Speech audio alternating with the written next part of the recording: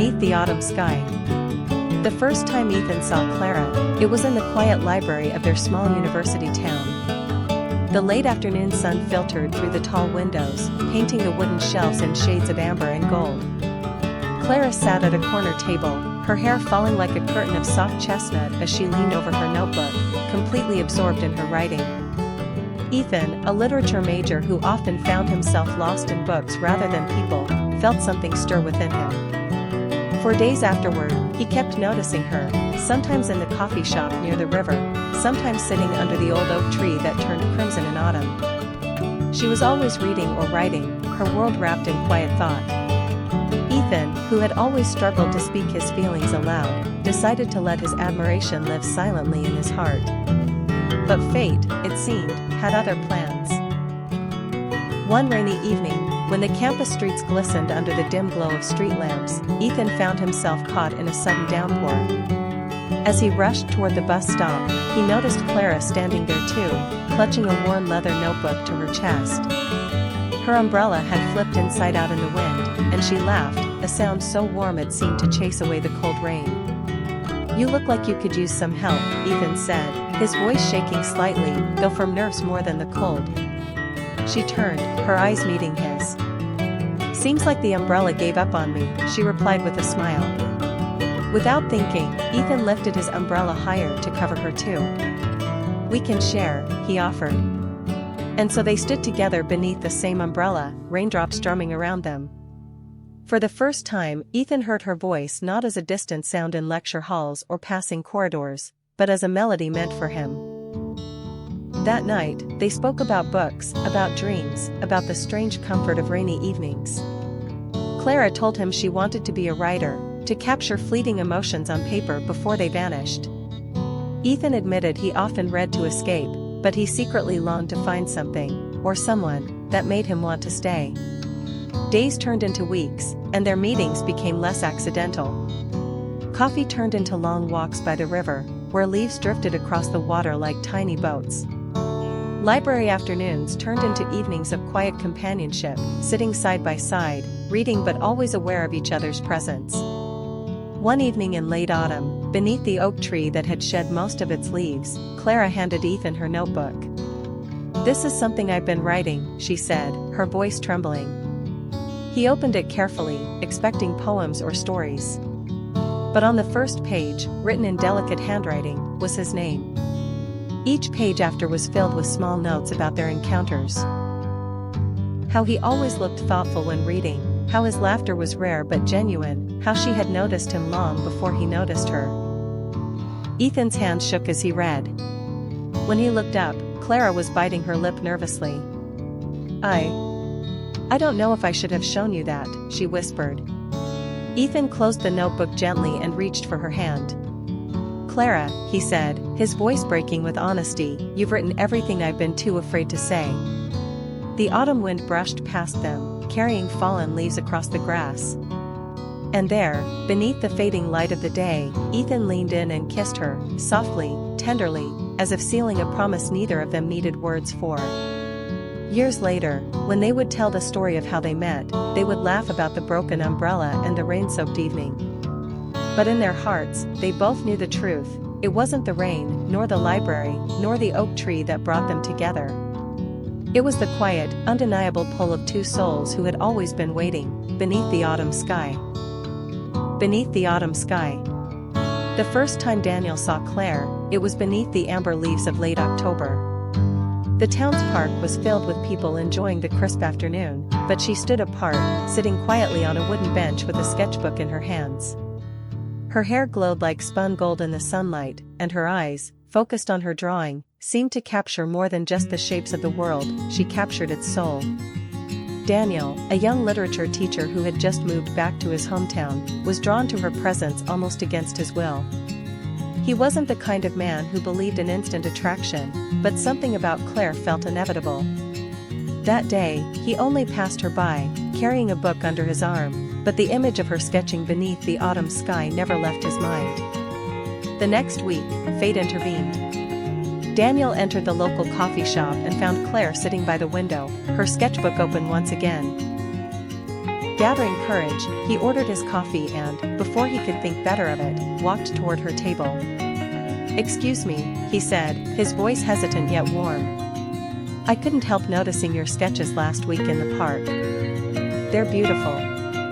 Claire looked up, surprised but not offended. A faint blush touched her cheeks. "Thank you," she replied softly. "I just draw what I see." "Then you must see the world more beautifully than the rest of us," Daniel answered with a small smile. Her eyes lingered on him for a moment, as if trying to read the sincerity behind his words. Then she smiled back. "Would you like to sit?" That invitation marked the beginning of something neither of them expected. Over the following weeks, Daniel and Claire met often, sometimes by chance, sometimes by choice.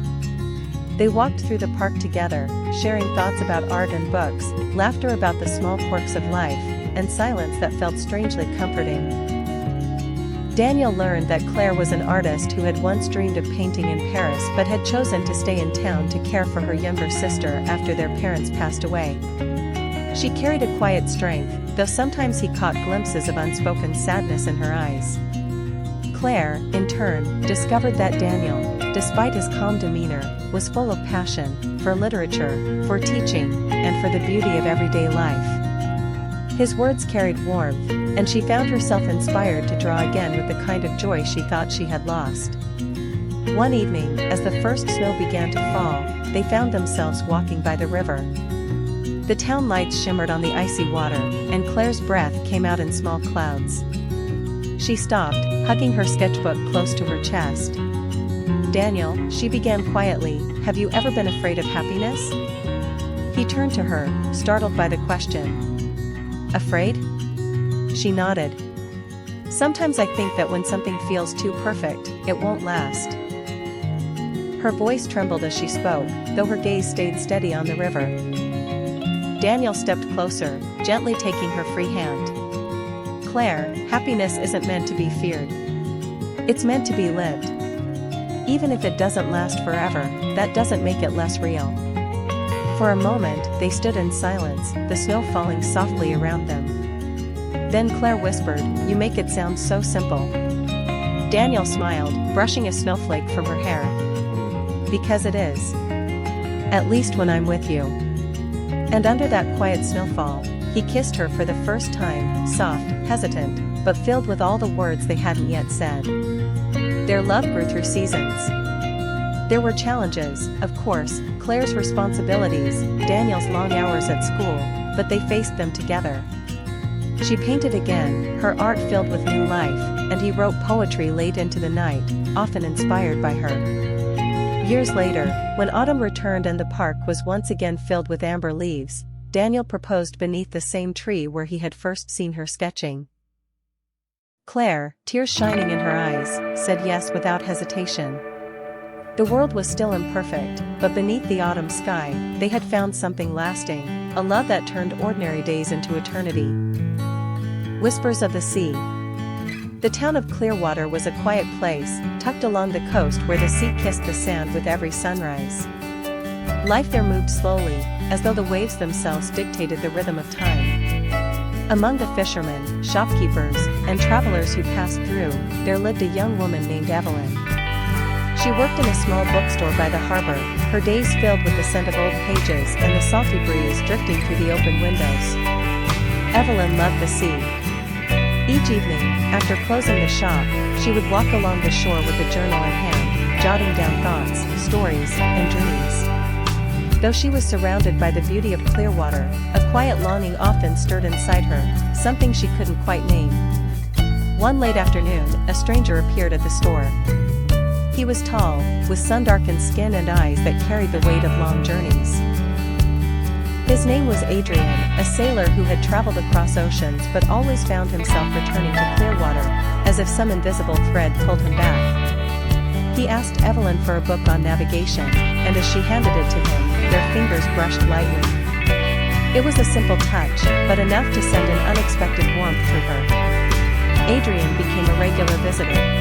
At first, he came for books, novels, poetry, maps, but soon his visits stretched into long conversations. They spoke of distant lands, of storms and stars, of stories tucked between the lines of the books Evelyn loved. The shop, once quiet, was now filled with laughter and gentle silences that spoke louder than words. As weeks passed, their bond grew deeper. Evelyn showed Adrian her journal, the pages filled with her thoughts about the sea and her secret dreams of adventure. He, in turn, told her about his childhood and the loneliness that often accompanied his travels. Somewhere between their words and their shared silences, love began to bloom, quiet, steady, and undeniable. Yet love, like the tides, was never without challenges. One evening, Adrian confessed that he had to leave again. A new voyage awaited him, one that would take him far across the ocean. Evelyn's heart ached at the thought, but she understood. The sea was part of him, just as books were part of her. On his last night in Clearwater, they walked along the moonlit shore. The waves whispered against the sand as Adrian held her close. "Promise me something," he said softly. "Write to me. Let your words be the stars that guide me home." Tears glistened in Evelyn's eyes as she nodded. "And promise me you'll return," she whispered. Their kiss beneath the night sky was both a beginning and a farewell. Months turned into seasons. Evelyn poured her heart into letters, sending them across the sea, unsure if they would reach him. The bookstore felt emptier without Adrian, yet her love for him gave her strength. Each evening, she still walked along the shore, waiting, believing. Then, one golden morning, as the sun rose over the waves, Evelyn saw a figure at the harbor. Her heart raced. Adrian had returned. Weathered by the sea but smiling with the same warmth she remembered, he ran to her. "I told you," he said, breathless, pulling her into his arms. "The stars led me home." In that embrace, Evelyn knew that love, no matter the distance, always finds its way back, like the sea returning to the shore.